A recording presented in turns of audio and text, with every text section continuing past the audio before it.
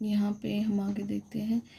इसके पहले का तो पिछली वीडियो में हो चुका है। इसके आगे को हम आगे के जो इम्पोर्टेंट चीज़ें उन्हें देखते हैं कि भारत और मुख्य नदियाँ और झीलें। भारत, मुख्य नदियाँ और झीलें, यहाँ पे ये है, ये पूरा इंडिया है। इंडिया में देखते हैं कि मुख्य नदियाँ कौन सी हैं और झीलें कौन सी हैं। तो सिंधु नदी क्या है? ये मुख्य नदी है। सिंधु नदी, यहाँ पे वूलर झील है। तो वूलर झील कहाँ पे है? जम्मू कश्मीर में। तो वूलर झील कहाँ पे है? तो जम्मू कश्मीर में है। तो सिंधु नदी है, ये यहाँ से स्टार्ट होती है, मानसरोवर झील से निकलती है सिंधु नदी। तिब्बत के मानसरोवर झील से निकलती है सिंधु नदी। फिर उसके बाद ये लद्दाख में, ऐसे लद्दाख जम्मू कश्मीर से होते हुए फिर ये आती है पाकिस्तान में। पाकिस्तान में यहाँ पे जो है मिठानकोट है, फिर उसके बाद यहाँ पाकिस्तान का कराची है, यहाँ से आते हुए फिर यहाँ पे ये अरबियन सागर में गिर जाती है। तो यहाँ पे हम देखते हैं जो सिंधु नदी है, इनकी कौन सी सहायक नदी है। सिंधु नदी की जो सहायक नदी है वो झीलम नदी है, चिनाब नदी है, रावी नदी है, सतलज नदी है, व्यास नदी है। तो झीलम, चिनाब, रावी, व्यास और सतलज। तो सबसे पहले झीलम इनसे मिलती है। और झीलम की एक और सहायक नदी है किशनगंगा। झीलम की एक और सहायक नदी है किशनगंगा। तो झीलम है, चिनाब है, फिर उसके बाद रावी है, व्यास है, फिर सतलज रिवर है। फिर ये गोविंद सागर है, हिमाचल प्रदेश में है ये गोविंद सागर।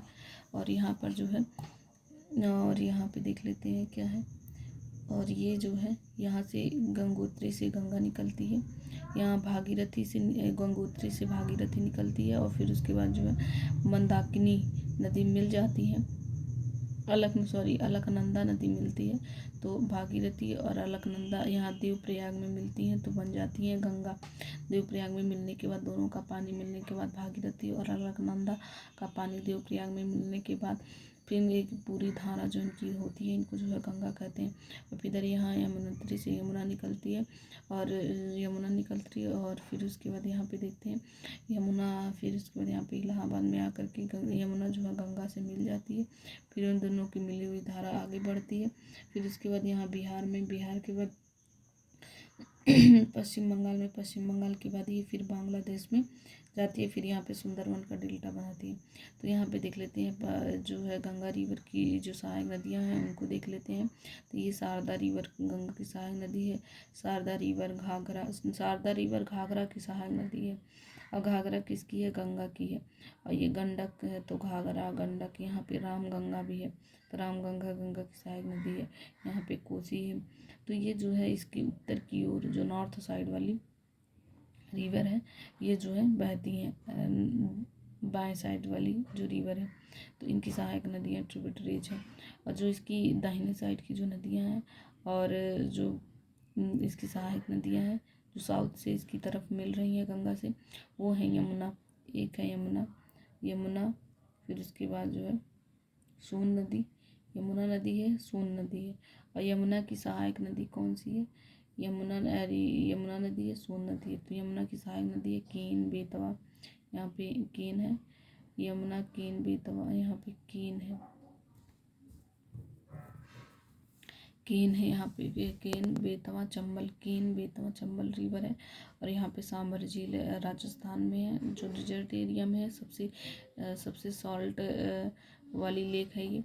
फिर इसके बाद आता है राणा प्रताप सागर जो है राजस्थान में पड़ता है, और गांधी सागर मध्य प्रदेश में पड़ता है। तो राणा प्रताप सागर राजस्थान में पड़ता है, गांधी सागर मध्य प्रदेश में पड़ता है। यहाँ गोविंद वल्लभ पंत सागर है। और फिर उसके बाद यहाँ पे महानदी का डेल्टा देख लेते हैं। महानदी की डेल्टा में ही चिल्का झील है, फिर यहाँ पे नर्मदा रिवर है, ताप्ती रिवर है, यहाँ पर जो है पीनगंगा रिवर है। पीनगंगा जो है किसकी सहायक नदी है? गोदावरी की सहायक नदी है। नर्मदा और ताप्ती जो है पश्चिम की ओर बहने वाली नदियाँ हैं, वेस्ट की ओर बहने वाली नदियाँ हैं। और यहाँ पे जो है पीनगंगा गोदावरी की सहायक नदी, गोदावरी यहाँ से निकलती है महाबलेश्वर, यहाँ पे ब्रह्मगिरी से, यहाँ से ऐसे निकलती है। फिर उसके बाद यहीं की यहाँ पे कोलेरू झील है, वहाँ गोदावरी की सहायक नदी पेनगंगा है। और फिर निजाम सागर आ जाता है। निजाम सागर यहाँ पे नागार्जुन सागर किस पे है? कृष्णा नदी पर है। तो नागार्जुन सागर किस पे है? कृष्णा नदी पर है। और तुंगभद्रा और कृष्णा जब मिल जाती हैं, फिर यहाँ पे आकर ये होती हैं। फिर लिंगा मक्की झील है यहाँ पे।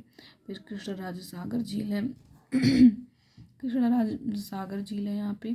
फिर कावेरी नदी, ये यहाँ पे है कावेरी, तो यहाँ पे आता है क्रोनोलॉजी वर्णन में, तो महानदी गोदावरी कृष्णा कावेरी, महानदी गोदावरी कृष्णा कावेरी रिवर है यहाँ पे। पुलिकट लेक आंध्र प्रदेश में है। वेम्बनाड झील केरल में है। फिर यहाँ पे श्रीलंका है, यहाँ अरबियन सी है, और ये बंगाल की खाड़ी है, और ये भारत का लक्षद्वीप है, ये अंडमान निकोबार द्वीप है। फिर उसके बाद जो है आगे देखते हैं ब्रह्मपुत्र नदी तंत्र। ब्रह्मपुत्र नदी तंत्र में क्या है, ब्रह्मपुत्र नदी तिब्बत की मानसरोवर झील के पूर्व में, तो अभी वहाँ पे देखें जो तिब्बत का मानसरोवर झील है उसके पूर्व में, तथा सिंधु एवं सतलज के स्रोतों के काफ़ी नज़दीक है। सिंधु सतलज के स्रोतों के काफ़ी नज़दीक से निकलती है। इसकी लंबाई सिंधु से कुछ अधिक है, परंतु इसका अधिकतर मार्ग भारत से बाहर स्थित है। यह हिमालय के समानांतर पूर्व की ओर बहती है। तो जो सिंधु नदी है वो हिमालय के समानांतर पूर्व की ओर बहती है, और हिमालय के समानांतर पूर्व की तरफ इधर इस तरफ बहती है। नामचा बरवा शिखर 7,757 मीटर के पास पहुँच गई है। तो वहाँ पे नामचा बरवा के पास यहाँ पर है सिंधु नदी, यहाँ पे है मानसरोवर लेक। तो यहाँ पे जो है हिमालय के पूरब की तरफ, तो ये है पूरब की तरफ इधर बहती है। तो चीन और तिब्बत में इसका नाम सांगपो रहता है। ब्रह्मपुत्र रिवर का नाम सांगपो रहता है। तो यही तिब्बत के मानसरोवर के इधर पूरब से यहाँ से निकलती है, और फिर उसके बाद जी इसका नाम जो है सांगपो रहता है तिब्बत में। लेकिन जब यहाँ पे अरुणाचल प्रदेश में ये यहाँ पे नामचा भरवा है। नामचा भरवा में यहाँ पे इंडिया में एंट्री करती है, तो इसका नाम दिहांग रहता है। तो दिहांग रहता है। फिर यहाँ पे एक और नदी लोहित नदी आकर के मिल जाती है, तो दो नदियों की धाराएं हो जाती हैं। तो इधर सांगपो रहता है, सांगपो आती है तो यहाँ पे दिहांग हो जाता है, और इधर से एक रिवर आती है लोहित। दिहांग और लोहित जब मिल जाती हैं तो इसका नाम हो जाता है ब्रह्मपुत्र। और ये ब्रह्मपुत्र नदी जो है अरुणाचल प्रदेश, असम, मेघालय से होती हुई जो है यहाँ से निकलती हैं। फिर जैसे ही बांग्लादेश में एंट्री करती हैं इनका नाम हो जाता है जमुना। और इधर गंगा जैसे ही बांग्लादेश में एंट्री करती है इसका नाम हो जाता है पद्मा। तो पद्मा और जमुना दोनों ही जब एक दूसरे से दोनों की धाराएं मिलती हैं तो संयुक्त धाराओं का नाम हो जाता है मेघना। और ये मेघना के नाम से जो है यहाँ पे यहाँ पर जो है गिरती हैं, डेल्टा बनाती हैं, गंगा नदी का डेल्टा बनाती हैं। और सुंदरबन डेल्टा यहीं पर स्थित है। ये गंगा नदी का मुहाना भी इसे कहते हैं। तो यहाँ ये था ब्रह्मपुत्र रिवर का तंत्र। और फिर इस ब्रह्मपुत्र नदी तिब्बत की मानसरोवर झील के पूर्व तथा सिंधु एवं सतलज के स्रोतों के काफ़ी नज़दीक से निकलती है। इसकी लंबाई सिंधु से कुछ अधिक, परंतु इसका अधिकतर मार्ग भारत से बाहर स्थित है। इसका अधिकतर मार्ग भारत के बाहर स्थित है। यह हिमालय के समानांतर पूर्व की ओर बहती है। जो हिमालय है उसके समानांतर जो है पूर्व की ओर बहती है। नामचा बरवा शिखर 7,757 मीटर के पास पहुँच कर है। अंग्रेजी की यूज अक्षर जैसे मोड़ बनाकर, अभी आप देखें ना कि जो नामचा बरवा पर्वत के पास इंडिया में अरुणाचल प्रदेश में से यू जैसा टर्न होती है, ऐसे यू, इस तरह का यू, तो यू टर्न लेती है अक्षर जैसा मोड़ बनाकर भारत के अरुणाचल प्रदेश में गार्ज के माध्यम से प्रवेश करती है। गार्ज के नाम से प्रवेश करती है। यहाँ इसे दिहांग के नाम से जाना जाता है। अभी आप देखें दिहांग के नाम से जाना जाता है। तथा दिबांग, लोहित और केनुला एवं दूसरी सहायक नदियाँ इससे मिलकर असम में ब्रह्मपुत्र का निर्माण करती है। तो यहाँ पे हम देख लेते हैं कि ये जो दिहांग नाम से इंडिया में जब इंटर करती है अरुणाचल प्रदेश में, तो इसका नाम दिहांग रहता है। और इसमें दिबांग नदियाँ, दिबांग, लोहित और cannula, Dibang, Lohit, cannula, Dibang, Lohit, cannula river, इसका पानी इसमें मिल जाता है, तो इसका नाम असम में ब्रह्मपुत्र का निर्माण करती हैं। तो यहाँ पे देख लेते हैं कि जो ब्रह्मपुत्र को तिब्बत में सांगपो कहा जाता है और बांग्लादेश में जमुना कहा जाता है। तिब्बत एक शीत एवं शुष्क क्षेत्र है। तो तिब्बत कैसा क्षेत्र है? शीत है। यहाँ पे इसको जो कोल्ड डिजर्ट बोलते हैं, तिब्बत को कोल्ड डिजर्ट। तो शीत एवं शुष्क क्षेत्र है। अतः यहाँ इस नदी में जल एवं सिल्ट की मात्रा बहुत कम होती है। तो यहाँ पे जो है जल और सिल्ट की मात्रा बहुत कम होती है। भारत में ये उच्च ऊर्जा वाले क्षेत्रों से होकर गुजरती है। तो भारत में जो उच्च वर्षा वाले क्षेत्र से होकर गुजरती है। यहाँ नदी में जल एवं सिल्ट की मात्रा बढ़ जाती है। तो वहाँ पे हम देखते हैं कि जब तिब्बत में ब्रह्मपुत्र रिवर होती है तो वहाँ पे शीत और शुष्क क्षेत्र होता है। इस वजह से वहाँ पे जल और सिल्ट की मात्रा बहुत कम होती है। लेकिन जैसे ही इंडिया में एंटर करती है, इसमें जो है जल और सिल्ट की मात्रा बढ़ जाती है। जल की और जल और सिल्ट की मात्रा बढ़ जाती है, क्योंकि यहाँ पे उच्च वर्षा क्षेत्र है। असम में ब्रह्मपुत्र अनेक धाराओं में बहकर एक गुम्फित नदी के रूप में बहती है। तो असम में क्या होता है कि अनेक धाराओं में बहकर एक गुम्फित नदी के रूप में बहती है तथा बहुत सी नदी द्वीपों का निर्माण करती है। क्या आपको ब्रह्मपुत्र के द्वारा बनाए गए विश्व की सबसे बड़ी नदी द्वीप का नाम याद है? तो यहाँ पे हम देखेंगे कि जो ब्रह्मपुत्र रिवर है वो विश्व की सबसे बड़ी नदी द्वीप, जो नदी पर द्वीप बना है उसका है सबसे बड़ा द्वीप। तो अभी देखिए कि माजुली द्वीप है, अभी देखते हैं। फिर प्रत्येक वर्ष वर्षा ऋतु में यह नदी अपने किनारों से ऊपर बहने लगती है। तो जो प्रत्येक वर्ष वर्षा ऋतु में ये नदी क्या होती है, अपने किनारों से ऊपर बहने लगती है एवं बाढ़ के द्वारा असम बांग्लादेश में बहुत अधिक क्षति पहुंचाती है तथा उत्तर भारत की अन्य नदियों के विपरीत ब्रह्मपुत्र नदी में सिल्ट निक्षेपण की मात्रा बहुत अधिक होती है। तो ब्रह्मपुत्र नदी में सिल्ट की मात्रा बहुत ज़्यादा होती है। इसके कारण नदी की सतह बढ़ जाती है और यह बार बार अपनी धारा के मार्ग में परिवर्तित करती है। इस कारण जो ये नदी है इसकी सतह बढ़ जाती है और बार बार अपनी धारा के मार्ग में परिवर्तन लाती है। यहाँ पर हम देखते हैं कि जो यहाँ पे ये रिवर आ रही हैं, तो यहाँ पर जो है एक ऐसे और ऐसे दो तरफ से इस बीच में पत्थर रख दिया गया, एक इस तरफ से एक इस तरफ से वाटर जाएगा। तो जो बीच में पत्थर रखा हुआ यही है द्वीप। तो जो नदी है द्वीप, तो विश्व का सबसे बड़ा नदी है द्वीप कौन सा है? इसके चारों तरफ पानी है ऐसे, तो ये माजुली द्वीप है। तो यहाँ पे एक माजुली द्वीप है जो ब्रह्मपुत्र नदी पर बना हुआ है। जो प्रायद्वीपीय नदियां हैं इन्हें देख लेते हैं। प्रायद्वीपीय भारत में मुख्य जल विभाजक का निर्माण पश्चिमी घाट द्वारा होता है। जो मुख्य जल विभाजक का निर्माण किसके द्वारा होता है? पश्चिमी घाट द्वारा होता है। और जो है जब पश्चिमी घाट के पश्चिमी तट के निकट उत्तर से दक्षिण की ओर बहती हैं। प्रायद्वीपीय भाग की अधिकतर नदियां मुख्य नदियां जैसे महानदी, गोदावरी, कृष्णा, कावेरी पूर्व की ओर बहती है। तो हम क्या देखते हैं कि जो प्रायद्वीपीय भाग की अधिकतर मुख्य नदियां हैं जैसे महानदी, गोदावरी, कृष्णा, कावेरी पूर्व की ओर बहती हैं। तो यहाँ पे पूछा जाता है कि कौन सी नदियाँ पूर्व की ओर बहती हैं? तो महानदी, गोदावरी, कृष्णा, कावेरी पूर्व की ओर बहती हैं तथा बंगाल की खाड़ी में गिरती हैं। और जो महानदी, गोदावरी, कृष्णा, कावेरी पूर्व की ओर बहती है, बंगाल की खाड़ी में गिरती हैं और ये नदियाँ अपने मुहाने पर डेल्टा का निर्माण करती हैं। पश्चिमी घाट में पश्चिम में बहने वाली अनेक छोटी धाराएं हैं। नर्मदा एवं तापी दो बड़ी नदियां हैं। नर्मदा और ताप्ती कैसी नदियां हैं? दो बड़ी नदियां हैं जो कि पश्चिम की तरफ बहती हैं और ज्वार नदमुख का निर्माण करती हैं। तो यहाँ पे हम क्या देखते हैं कि जो पूर्व की ओर बहने वाली नदियां हैं वो डेल्टा का निर्माण करती हैं, जो पश्चिम की ओर बहने वाली नदियां वो ज्वार नदमुख का निर्माण करती हैं। ज्वार नदमुख का निर्माण करती हैं। तो प्रायद्वीपीय नदियों की अपवाद द्रोणियों आकार में अपेक्षाकृत छोटी होती है। जो प्रायद्वीपीय नदियों की जो अपवाद द्रोणियां हैं वो अपेक्षाकृत आकार में छोटी होती हैं। फिर नर्मदा द्रोणी को देख लेते हैं कि नर्मदा का उद्गम कहाँ से होता है। तो नर्मदा द्रोणी का उद्गम, नर्मदा रिवर सिस्टम देख लेते हैं। तो नर्मदा रिवर का जो उद्गम होता है मध्य प्रदेश के अमरकंटक पहाड़ी के निकट है। तो मध्य प्रदेश के अमरकंटक से नर्मदा निकलती है। यह पश्चिम की ओर भ्रंश घाटी में बहती है। समुद्र तक पहुंचने के क्रम में यह नदी बहुत से दर्शनीय स्थलों का निर्माण करती है। जबलपुर के निकट संगमरमर के सैलों में यह नदी गहरी गार्ज में बहती है। तो यहाँ के जबलपुर के निकट संगमरमर के सैलों में, जबलपुर के निकट जो है क्या होता है कि जो मध्य प्रदेश के जबलपुर के निकट संगमरमर के सैलों में यह नदी गहरे गार्ज में बहती है और तथा यह नदी तीव्र ढाल से गिरती है। वहाँ धुआंधार प्रपात का निर्माण करती है। तो पूछा जाता है कि धुआंधार जलप्रपात किस पर है? तो फिर नर्मदा रिवर पर है धुआंधार जलप्रपात। और किस जगह पे है? और मध्य प्रदेश में है। मध्य प्रदेश में है तो धुआंधार प्रपात मध्य प्रदेश में है, नर्मदा रिवर पर है। और नर्मदा रिवर जो अमरकंटक से बहती है, अमरकंटक के निकट से प्रवाहित होती है। तो यहाँ देख लेते हैं कि जो नर्मदा की सहायक नदियाँ हैं वो बहुत छोटी हैं। इनमें से अधिकतर समकोण पर मुख्य धारा से मिलती हैं। नर्मदा द्रोणी मध्य प्रदेश और गुजरात के कुछ भागों में विस्तृत है। तो मैक्सिमम नर्मदा नदी मध्य प्रदेश में है, फिर थोड़ी सी गुजरात में है। तो मध्य प्रदेश और गुजरात के कुछ भागों में विस्तृत है।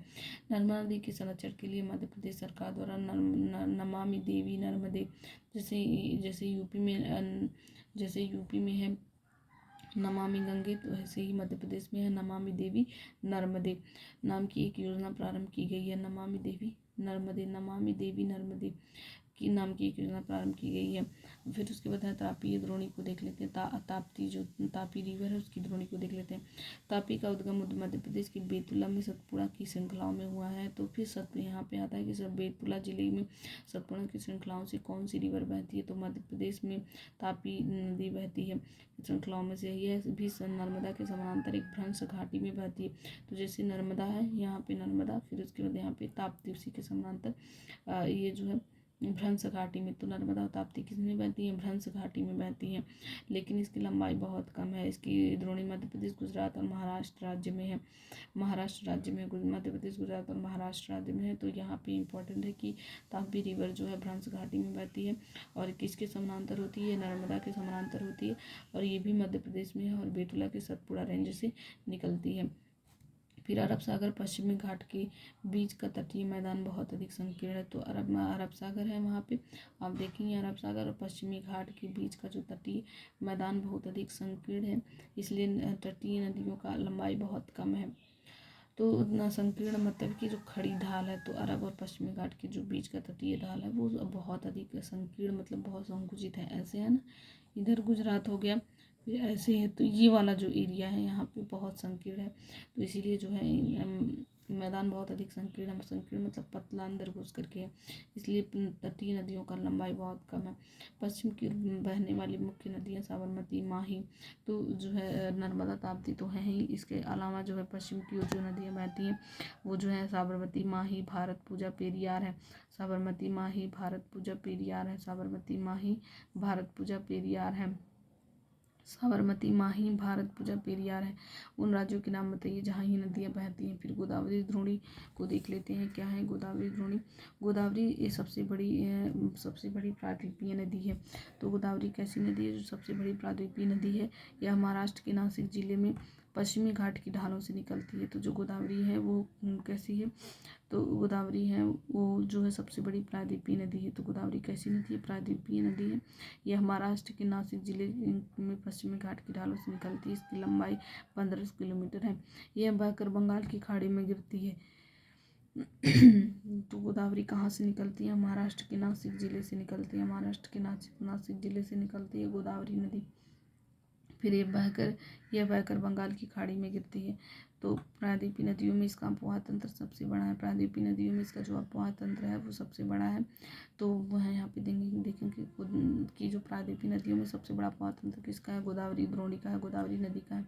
इसकी द्रोणी गोदावरी बेसिन जिसको बोलते हैं, इसकी द्रोणी महाराष्ट्र नदी का 50%, महाराष्ट्र नदी द्रोणी का 50% भाग महाराष्ट्र में सबसे ज़्यादा है। फिर मध्य प्रदेश, उड़ीसा, आंध्र प्रदेश में स्थित है। महाराष्ट्र, मध्य प्रदेश, उड़ीसा, आंध्र प्रदेश में स्थित है। गोदावरी में अनेक सहायक नदियाँ मिलती हैं। गोदावरी की जो अनेक सहायक नदियाँ हैं वो कौन सी है, वर्धा गोदावरी की है, पूर्णा वर्धा, प्राणहिता, मांजरा, वेनगंगा, पेनगंगा। तो पूर्णा गोदावरी की है, वर्धा गोदावरी की है, प्राणहिता गोदावरी की है, मांजरा गोदावरी की है, और वेनगंगा, पेनगंगा गोदावरी की है। तो पूर्णा, वर्धा, प्राणहिता, मांजरा, वेनगंगा और पेनगंगा गोदावरी की सहायक नदियाँ हैं। इनमें से अंतिम तीनों सहायक नदियाँ बहुत बड़ी हैं। तो जो अंतिम 3 सहायक नदियाँ मांजरा, वेनगंगा, पेनगंगा, वो गोदावरी की तीनों सहायक नदियाँ बहुत बड़ी हैं। बड़े आकार और विस्तार के कारण इसे दक्षिण गंगा के नाम से जाना जाता है। तो दक्षिण गंगा किस नदी के नाम को जाना जाता है, तो गोदावरी रिवर को जो है दक्षिण गंगा के नाम से जाना जाता है। तो यहाँ पे देख लेते हैं कि जो गोदावरी रिवर को जो दक्षिण गंगा के नाम से जाना जाता है। फिर महानदी द्रोणी को देख लेते हैं, क्या है महानदी द्रोणी को देख लेते हैं, महानदी बेसिन को देख लेते हैं।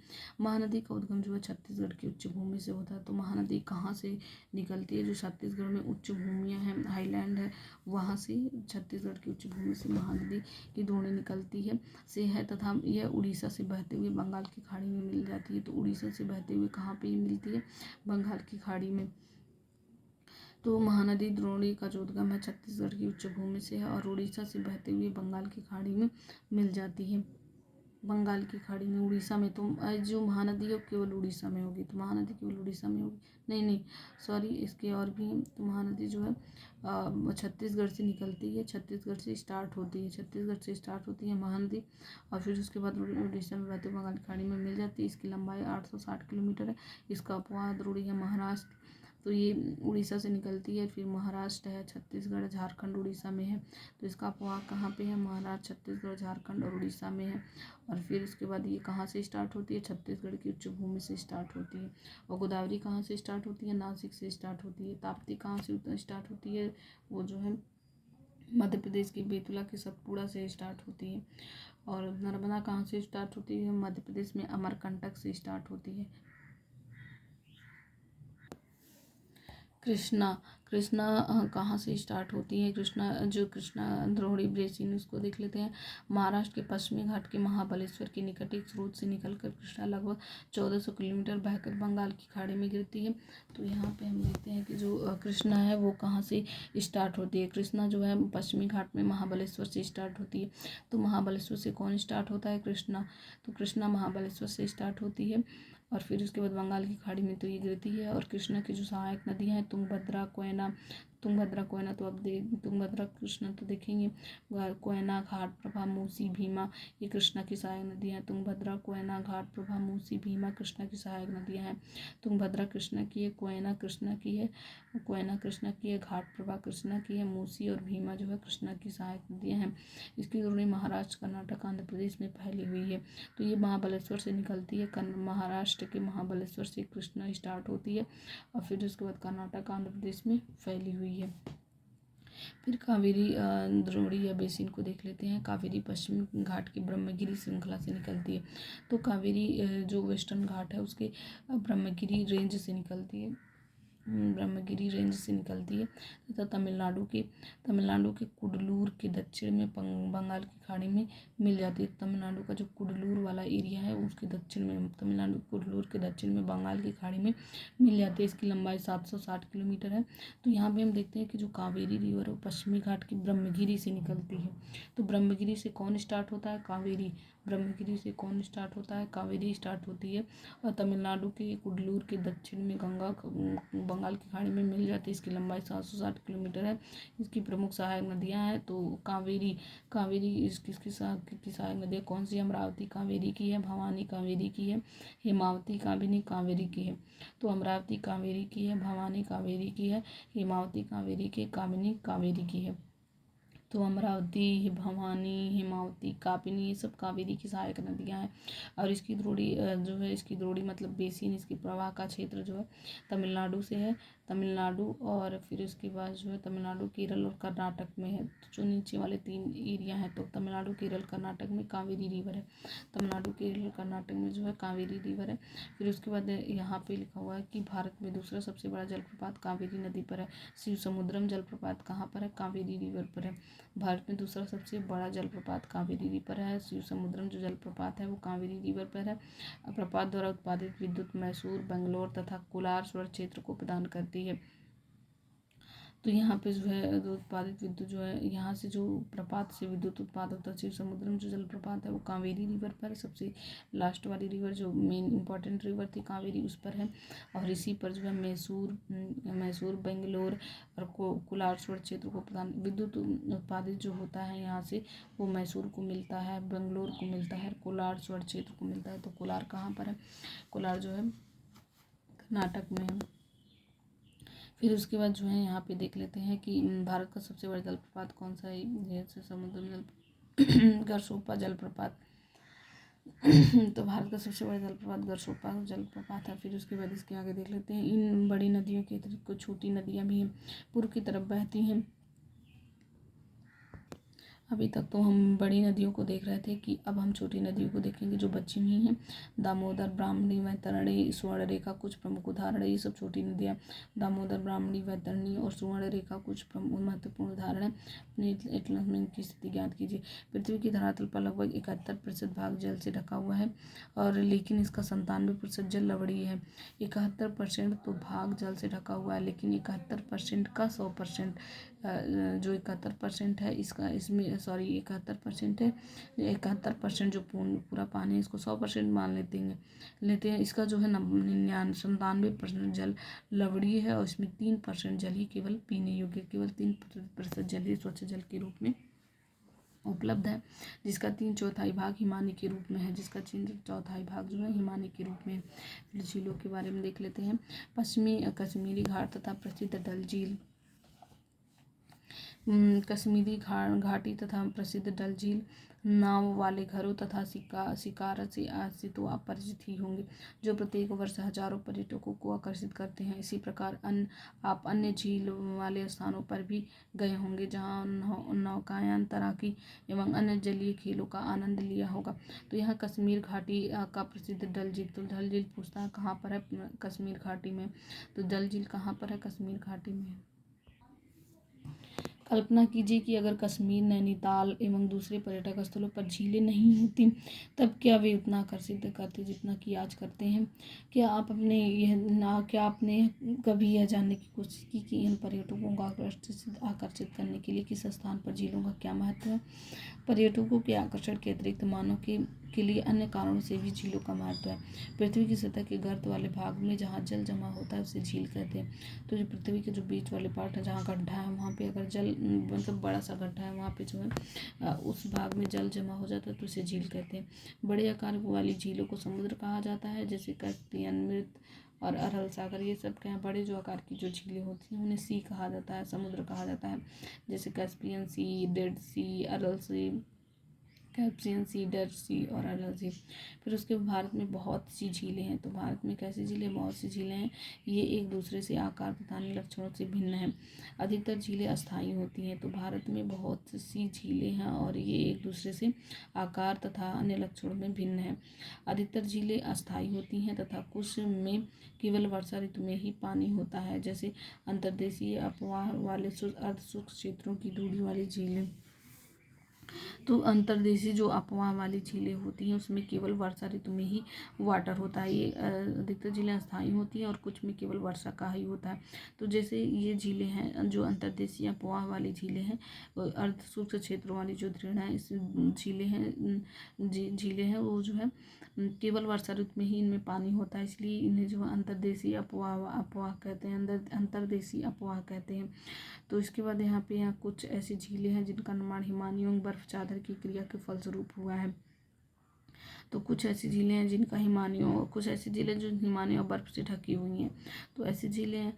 जबकि कुछ अन्य झीलों का निर्माण वायु, नदियों और मानवीय क्रियाकलापों के कारण होता है, ये हुआ है। फिर एक विसर्प की बाढ़ वाले क्षेत्र में काट कर गोखुर झील का निर्माण होता है। तो अभी आप पहले इस चैप्टर के फर्स्ट पैराग्राफ में ही आप देखें जो विसर्प ऐसे बन रहा था, तो उसी को बाढ़ वाले क्षेत्र को में कट कर गोखुर झील का निर्माण करती है। तो बाढ़ वाले क्षेत्रों में कट जाती है और गोखुर झील का निर्माण करती है। स्पीत तथा बार रोधिका तटीय क्षेत्रों में लैंगून का निर्माण करते हैं, और जो स्पीत है तथा बार रोधिका तटीय क्षेत्र में लैंगून का निर्माण करते हैं। तो स्पीत और बार का होता है, रोधिका होता है, तटीय क्षेत्रों में लैंगून का निर्माण करते हैं, जैसे चिल्का झील, पुलिकट झील, कोलेरू झील। चिल्का झील, पुलिकट झील, कोलेरू झील ये क्या है, लैंगून है। तो चिल्का कैसी है, ये झील है, मतलब एक ऐसे जो सागर की जो झीलें हैं वो अंदर ऐसे आकर के जगह बना करके तब ऐसे, जैसे यहाँ से ये है, ये ऐसे अंदर जा कर के इतना ऐसे ये बना ले, यहाँ से ऐसे, तो ये जो झीलें होंगी वो लैंगून होंगी। ये वाटर ऐसे जा कर के ऐसे आ जाए, फिर ऐसे जा कर के ऐसे आ जाते, यहाँ पर जो पानी भरा होगा वही होगा लैंगून। तो वही है, चिल्का झील लैंगून झील है, और जो है पुलिकट झील भी लैंगून झील है, कोलेरू भी लैंगून झील है। अंतर्देशीय भागों, ये है लोकटक झील, ये है लोकटक झील। यहाँ पर हम देखेंगे कि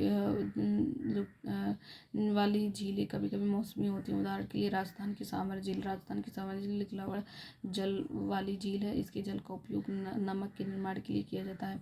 मीठे पानी की अधिकांश झीलें हिमालयन क्षेत्र में हैं। ये मुख्यतः हिमानी द्वारा बनी हैं। दूसरे शब्दों में ये तब बनी जब हिमालयों ने या कोई द्रोणी गहरी बनाई जो बाद में हिम पिघलने से भर गई। या किसी क्षेत्र में शिवासी शिलाओं अथवा मिट्टी से बनी हिमानी मार्ग बंध गए। इनके विपरीत जम्मू कश्मीर की वूलर झील भूगर्भीय क्रियाओं से बनी है। तो जो जम्मू कश्मीर की जो वूलर झील है वो भूगर्भीय क्रियाओं से बनी है। यह भारत की सबसे बड़ी मीठे पानी की झील है। जो वूलर झील है वो सबसे बड़ी मीठे पानी की झील है। भारत की सबसे बड़ी खारी झील कौन सी? वो सामर झील है। फिर उसके बाद यहाँ पे देख लेते हैं, यह भारत की सबसे बड़ी मीठे पानी वाली प्राकृतिक झील है वूलर झील है, जो जम्मू कश्मीर में है। डल झील, भीमताल, नैनीताल, लोकटक, बाड़ा पानी कुछ अन्य महत्वपूर्ण मीठे पानी की झीलें हैं। तो इसके अतिरिक्त जल विद्युत उत्पादन के लिए नदियों पर बांध बनाने से भी झील का निर्माण होता है। गुरु गोविंद सागर जो है पर कौन सा बांध बना हुआ? भाखड़ा नांगल परियोजना बनी हुई है।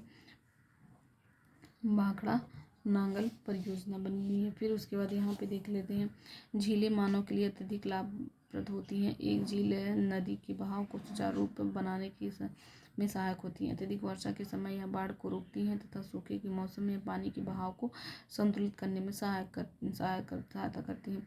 झीलों का प्रयोग जल विद्युत उत्पादन में भी किया जाता है। तो ये इनका इम्पोर्टेंस क्या है कि अत्यधिक वर्षा होती है तो ये बाढ़ को रोक लेती हैं, क्योंकि इनका पानी झीलों में चला जाता है। और जो सूखे के मौसम में ये पानी के बहाव को संतुलित, सूखे के मौसम में क्या होता है, पानी के बहाव को संतुलित करती है, क्योंकि इनमें पानी भरा रहता है और ये पानी के बहाव को कम कर देती हैं। तो वह जो चीज़, और इनका विद्युत उत्पादन में भी किया जाता है। ये आसपास के क्षेत्रों की जलवायु को सामान्य बनाती है। जो आसपास के क्षेत्र इनसे पास होंगे इस झील के आसपास, तो उनकी जलवायु को सामान्य बनाती हैं। जलीय पारतंत्र को संतुलित करती हैं, और जलीय जो पारतंत्र है उनको संतुलित करती हैं। झीलों की प्राकृतिक सुंदरता व पर्यटन को बढ़ाती हैं। तो झील है उनकी प्राकृतिक सुंदरता को बढ़ाती है, जिसकी वजह से पर्यटन बढ़ता है तथा मनोरंजन प्रदान करती हैं। तो ये है झीलों की लाभप्रद जो लाभदायक पॉजिटिव चीज़ें, इनसे क्या फ़ायदे हैं ये है। फिर उसके बाद है झीलों का अर्थव्यवस्था में महत्व। झीलों का अर्थव्यवस्था में महत्व संपूर्ण मानव इतिहास में नदियों का अत्यधिक महत्व रहा है। नदियों का जल मूल प्राकृतिक संसाधन है तथा अनेक मानवीय क्रियाकलापों के लिए अनिवार्य है। यही कारण है कि नदियों के तट ने प्राचीन काल से ही अधिवासियों को अपनी ओर आकर्षित किया है। ये गांव अब बड़े शहरों में परिवर्तित हो चुके हैं। जो यहाँ के आसपास के जो गांव थे अब बड़े शहरों में परिवर्तित हो चुके हैं। जैसे कि इलाहाबाद अपने राज्य के उन शहरों की एक सूची तैयार कीजिए जो नदी किनारे स्थित है। किंतु भारत जैसे देश के लिए, जहाँ की अधिकांश जनसंख्या जीविका के लिए कृषि पर निर्भर है, वहाँ सिंचाई, नौ संचालन, जल विद्युत में नदियों का बहुत महत्व बहुत अधिक है। तो यहाँ पे सिंचाई में बहुत अधिक महत्व है, नौ संचालन में बहुत अधिक महत्व है, जल विद्युत निर्माण में नदियों का बहुत अधिक महत्व है। फिर यहाँ राष्ट्रीय नदी संरक्षण योजना NRCP, राष्ट्रीय नदी संरक्षण योजना NRCP को देख लेते हैं। देश में नदी सफाई कार्यक्रम का शुभारंभ 1985 में गंगा एक्शन प्लान GAP के साथ आरंभ हुआ था। गंगा एक्शन प्लान GAP के साथ आरंभ हुआ था 1995 में। राष्ट्रीय नदी संरक्षण योजना, तो यहाँ पे ये क्वेश्चन आता है कि राष्ट्रीय नदी संरक्षण योजना का समय क्या है, टाइम क्या है। 1995 में ये बनी थी। NRCP के तहत अन्य नदियों को जोड़ने के लिए गंगा कार्य योजना का विस्तार हुआ। नदियाँ देश में जल का प्रमुख स्रोत है। NRCP का उद्देश्य नदियों के जल में प्रदूषण को कम करके जल की गुणवत्ता में सुधार करना। तो इसका उद्देश्य क्या है कि जल में जो प्रदूषण है उसको कम करके जल की गुणवत्ता को सुधार करना है। तो राष्ट्रीय नदी संरक्षण योजना में जो क्या है, NRCP, राष्ट्रीय नदी संरक्षण योजना में NRCP है। फिर उसके बाद जो है इसका टाइम क्या है, जब ये स्टार्ट किया गया था 1995 में जो राष्ट्रीय नदी संरक्षण योजना प्रारंभ की गई। राष्ट्रीय नदी संरक्षण योजना प्रारंभ की गई। और गंगा एक्शन प्लान कब प्रारंभ किया गया? 1985 में गंगा एक्शन प्लान 1985 में गंगा एक्शन प्लान और 1995 में राष्ट्रीय नदी संरक्षण योजना। फिर उसके बाद जो है यहाँ पे देख लेते हैं नदी प्रदूषण।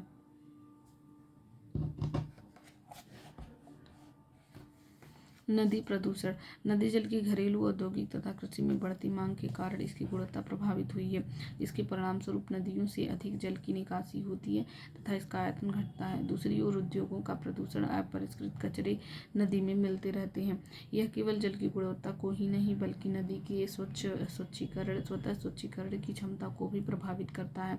उदाहरण के लिए दिए गए समुचित जल प्रवाह में गंगा का जल लगभग 20 किलोमीटर क्षेत्र में फैले बड़े शहरों की नदी को तनु करके समाहित कर सकता है, लेकिन लगातार बढ़ते हुए औद्योगिकरण और शहरीकरण औद्योगिकरण, ये टर्म बहुत इंपॉर्टेंट है।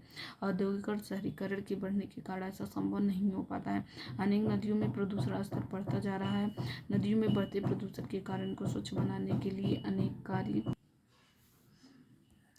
यहाँ पर क्या था, शहरीकरण औद्योगिक शहरीकरण के कारण ऐसा संभव नहीं हो पाता तथा अनेक नदियों में प्रदूषण का स्तर बढ़ता जा रहा है। नदियों में बढ़ते प्रदूषण के कारण को स्वच्छ बनाने के लिए अनेक कार्य